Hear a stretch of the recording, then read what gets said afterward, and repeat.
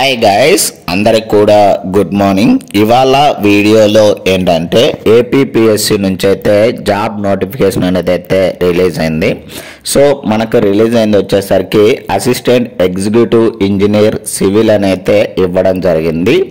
So ఈ యొక్క notification number వచ్చేసరికి 17/2025 అని అయితే ఇవ్వడం జరిగింది. మనకు నోటిఫికేషన్ రిలీజ్ అయిన డేట్ వచ్చేసరికి 16వ తేదీ సెప్టెంబర్ 2025 అయితే మనకైతే నోటిఫికేషన్ అనేది అయితే రిలీజ్ అయింది. So online application starting date వచ్చేసరికి 18వ తేదీ సెప్టెంబర్ 2025 స్టార్ట్ అయ్యి 8వ తేదీ అక్టోబర్ 2025 నాటికైతే ఎండ్ అయితే అవుతుంది. సో దీని యొక్క అఫీషియల్ వెబ్సైట్ వచ్చేసరికి psc.ap.gov.in అనే వెబ్సైట్లోకి వెళ్ళైతే మనమైతే అప్లై చేయాల్సిందైతే ఉంటుంది. సో ఇవి వచ్చేసరికి మొత్తం మనకు రిలీజ్ అయినటువంటి జాబ్స్ వచ్చేసరికి 3 జాబ్స్ అనేది అయితే రిలీజ్ అయ్యాయి. సో దీనికి బేసిక్ శాలరీ వచ్చేసరికి 57,100 నుంచి 1,47,760 వరకు అయితే మనకైతే శాలరీ అనేది అయితే ఇవ్వడం జరుగుతుంది. సో ఏజ్ లిమిట్ విషయానికి వచ్చేసరికి 18 సంవత్సరాల నుండి 42 సంవత్సరాల మధ్యలో అయితే ఉండాలని అయితే చెప్తున్నారు. సో అది ఎప్పటికంటే 1 జూలై 2025 నాటికి. సో దీని గురించి ఇంకా ఫుల్ డీటెయిల్స్ అయితే చూద్దాము. Educational qualification and vacancy and age limit and age relaxation అన్నీ కూడా చూద్దాము. సో వీడియోను చాలామంది చూస్తున్నారు కానీ వీడియోను అయితే లైక్ చేయట్లేదు. ప్లీజ్ లైక్ చేయడం అయితే మర్చిపోద్దండి గైస్. సో వీడియోను ఎవరైనా కానీ కొత్తగా చూస్తున్నట్లయితే ఇలాంటి మరిన్ని వీడియోస్ అండ్ మరిన్ని అప్డేట్స్ కోసం అయితే please like, share and subscribe చేసుకోవడం అయితే మర్చిపోద్దండి గైస్. సో మనకు రిలీజ్ అయినటువంటి జాబ్స్ వచ్చేసరికి మొత్తం మనకైతే 3 జాబ్స్ అనేది అయితే రిలీజ్ అయ్యాయి. సో ఈ యొక్క 3 జాబ్స్ వచ్చేసరికి జోనల్ వైజ్ చూసుకుంటే జోన్ 1 నుంచి 1 జాబ్ రిలీజ్ కావడం జరిగింది. అండ్ జోన్ 3 నుంచి వచ్చేసరికి 2 జాబ్స్ అనేది అయితే రిలీజ్ కావడం అయితే జరిగింది. ఎడ్యుకేషనల్ క్వాలిఫికేషన్ విషయానికి వచ్చేసరికి bachelor degree in civil engineering అయితే చదివి ఉండాలని అయితే చెప్తున్నారు. రికగ్నైజ్డ్ యూనివర్సిటీ లేదా ఇన్స్టిట్యూట్ నుంచి అయితే చదివి ఉండాలని అయితే చెప్తున్నారు. ఈ యొక్క పీడిఎఫ్ యొక్క లింక్ అయితే నేనైతే కింద డిస్క్రిప్షన్ లో ఇస్తాను, అక్కడికి వెళ్ళి అయితే చెక్ చేయండి గైస్. ఈ యొక్క పీడిఎఫ్ యొక్క లింక్ అయితే నేనైతే మన టెలిగ్రామ్ ఛానల్లో కూడా అప్లోడ్ చేయడం అయితే జరుగుతుంది. సో ఎవరైనా కానీ ఇంకా మన టెలిగ్రామ్ ఛానల్లో జాయిన్ అవ్వకపోతే ఇక్కడైతే ఇస్తాను. సో అక్కడికి వెళ్ళి అయితే జాయిన్ అవ్వండి. సో ఏదైనా అప్డేట్స్ కానీ ఇలా పీడిఎఫ్స్ కానీ ఆ యొక్క టెలిగ్రామ్ ఛానల్లో అయితే అప్లోడ్ చేయడం అయితే జరుగుతుంది. సో నెక్స్ట్ ఏజ్ లిమిట్ విషయానికి వచ్చేసరికి ఆల్రెడీ మనం చెప్పుకున్నాము. మినిమం 18 సంవత్సరాలు ఉండి మాక్సిమం 42 సంవత్సరాలు అయితే ఉండాలి. 1 జూలై 2025 నాటికైతే కౌంట్ చేయడం అయితే జరుగుతుంది.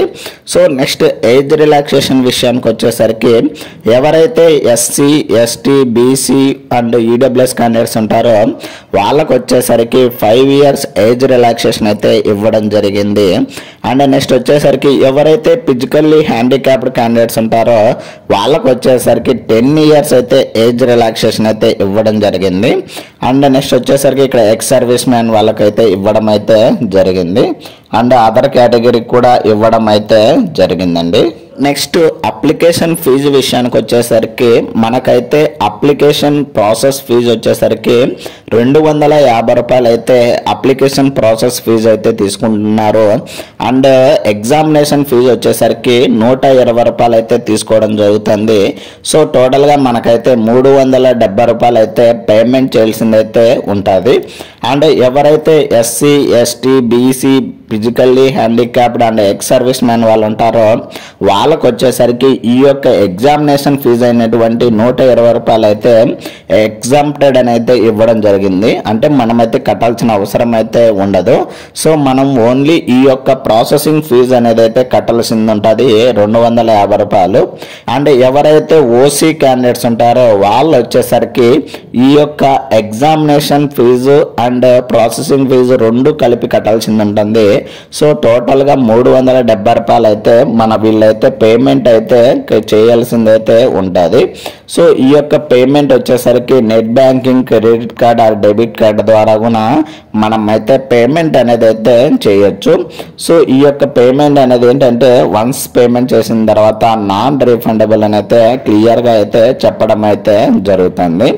అండ్ నెక్స్ట్ వచ్చేసరికి ఇన్ కేస్ ఏదైనా కరెక్షన్స్ కోసం అయితే మనమైతే ఎక్స్ట్రా 100 రూపాయలు అయితే కట్టాల్సింది ఉంటుంది కరెక్షన్స్ కోసము. సో ఆ కరెక్షన్స్లో మనమైతే నేమ్ కానీ ఫీజు కానీ ఏజ్ రిలాక్సేషన్ కానీ చేంజ్ చేయడానికైతే ఉండదు. సో మిగిలినవి అయితే చేంజ్ చేసుకోవడానికి అయితే అలో ఉంటుంది కానీ సో మన యొక్క నేమ్ కానీ మన యొక్క ఎగ్జామినేషన్ ఫీజు కానీ ఆర్ ఏజ్ రిలాక్సేషన్ కానీ చేంజ్ చేయడానికైతే ఉండదండి. సో ఈ యొక్క 100 రూపాయలు కూడా పేమెంట్ చేసిన తర్వాత ఈ యొక్క అమౌంట్ కూడా నాన్ రీఫండబుల్ అని అయితే చెప్తున్నారండి. సో మనకేంటంటే నెక్స్ట్ స్కీమ్ ఆఫ్ ఎగ్జామినేషన్ వచ్చేసరికి మనకైతే written examination including computer proficiency test అనేది అయితే ఉంటుందని అయితే చెప్తున్నారు. అండ్ నెక్స్ట్ వచ్చేసరికి ఈ యొక్క ఎగ్జామినేషన్కి వచ్చేసరికి రిటన్ ఎగ్జామినేషన్ ఓన్లీ విజయవాడ మాత్రమే ఉంటుందని అయితే చెప్తున్నారండి. క్లియర్గా చెప్తున్నాను వన్స్ అగైన్, మనకైతే ఎగ్జామినేషన్ సెంటర్ వచ్చేసరికి ఓన్లీ విజయవాడ అయితే ఇవ్వడం అయితే జరిగింది. నెక్స్ట్ సిలబస్ విషయానికి వచ్చేసరికి మనకైతే మొత్తం 3 పార్ట్స్ అనేది అయితే ఇవ్వడం అయితే జరిగింది. ఫస్ట్ పార్ట్లో ఏంటంటే స్టడీస్ అండ్ మెంటల్ ఎబిలిటీ నుంచి మొత్తం 150 క్వశ్చన్స్ ఇస్తారు. 150 మినిట్స్ అండ్ 150 మార్క్స్కి అయితే కండక్ట్ చేయడం అయితే జరుగుతుంది. అండ్ సెకండ్ పేపర్ వచ్చేసరికి సివిల్ అండ్ మెకానికల్ ఇంజనీరింగ్ సంబంధించి 150 క్వశ్చన్స్ ఇస్తాడు. 150 మార్కులు, టైం వచ్చేసరికి 150 మినిట్స్ అండి. అండ్ నెక్స్ట్ పేపర్ 3 వచ్చేసరికి సివిల్ ఇంజనీరింగ్ రిలేటెడ్ అయితే ఇవ్వడం అయితే జరుగుతుంది. సో ఇవి కూడా 150 క్వశ్చన్స్ ఇచ్చేసేసి 150 మార్క్స్కి అయితే కండక్ట్ చేయడం అయితే జరుగుతుంది.